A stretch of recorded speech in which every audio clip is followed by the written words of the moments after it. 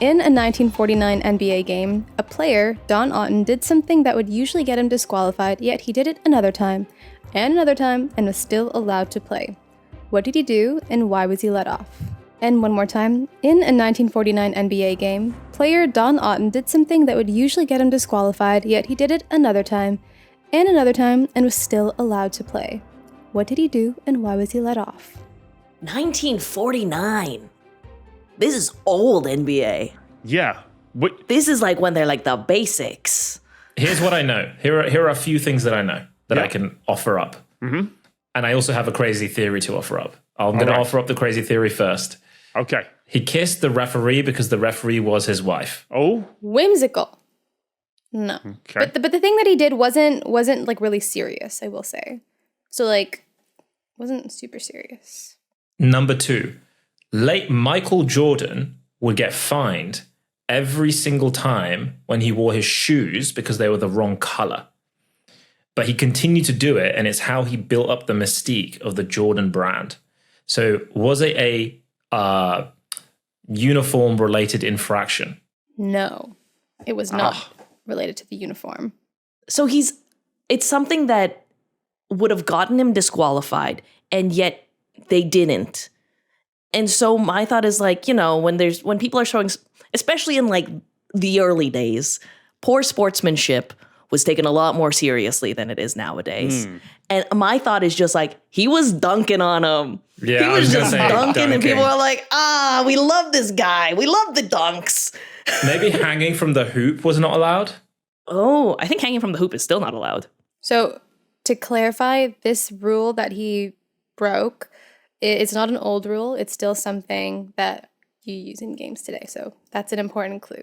It's just for some reason he was allowed to get away with it time after time. So things you cannot do in basketball, you cannot travel with the ball, you can't take too many steps, you can't... I've got a very different answer, Taha. You can't deck the referee. You can't just punch him out if you don't like the...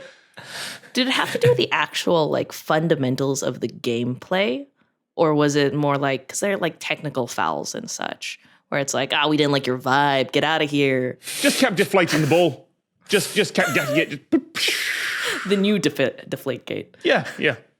Say that one more time, Sabrina. So, like, does it have to do with like the rules of basketball, like, you can't travel?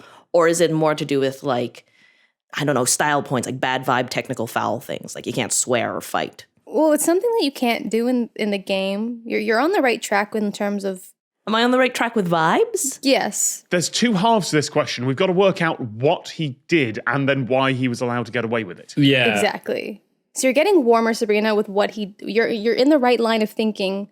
If it's not like a technical thing, it's not some weird, complicated basketball rule. It could be that he's just a jerk. He's just like tripping people up, or he's just fouling people. Are you allowed to heckle people? Are you allowed to literally be like, you're so bad at this game, like no one will sign you for another season? Like, more sports need stadium chants like British soccer has. Yeah. Oh, fully agree.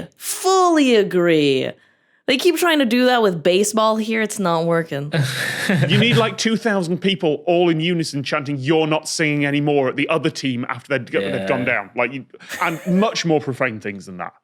So I want to confirm something here. It's not a technical foul. So it's not a technical foul. So what's the other one? I'm trying to wink. Personal foul. Personal foul. Okay. So you insulted someone's mother. Is this something that if you did normally in like life, it would be rude? So this is a weird thing about basketball that confused me. A technical foul is kind of like the fouls where it's like, you were just being a jerk. You're not allowed to say that. What? You throw the coach a technical for when he's complaining too much. That's a not personal technical at foul all. is when you're breaking the technical rules of basketball. Oh, I hate that. Okay. Okay, fine. It's very Okay. simple and interesting. Okay. Okay, so like, what are the personal fouls? There's traveling. You could be too violent. You could hurt somebody. You could trip someone. It's the one where you block, but you push them. When you're screening. Yeah, I guess that's what it's called. The questions have never heavily relied on sports knowledge up until No, this they point. haven't. Okay. No. I just feel like it has to be something obvious. This one does require a little bit of sports knowledge, I feel like. Okay. Is this double travel? I'm just going to say rules that I know. Double travel. Okay, we don't need to get too hung up on like the specific what the personal foul was, but remember, like, why was he allowed to keep doing it? Because it was cool. Because he was basically built different. Because usually after a certain amount, they can't play anymore. So why was he allowed to keep playing? Could it be that the referee just forgot about him? That he's just got a really forgettable face, and he just kept fouling, and he wasn't given whatever the basketball equivalent of the red card is? No. That's very Kuroko no Basket of him. That's for the anime fans out there, guys. None of them are on this call, but this one's for you. No, keep. Okay, so wait, how many times was he allowed to get away with it? Yes, he committed a personal foul, and he committed his 6th personal foul. And he was 6. still allowed to play. And he was still allowed to play. So why would that? No one's noticed it. He was allowed to do this because of something else that was happening in the game outside of him. Like, he could only do this because other players did something. They just blocked the referee's view.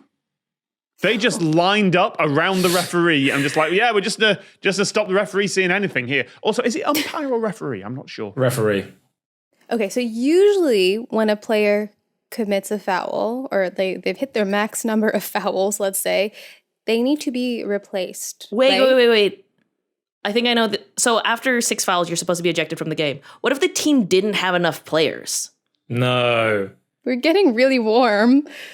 Think more.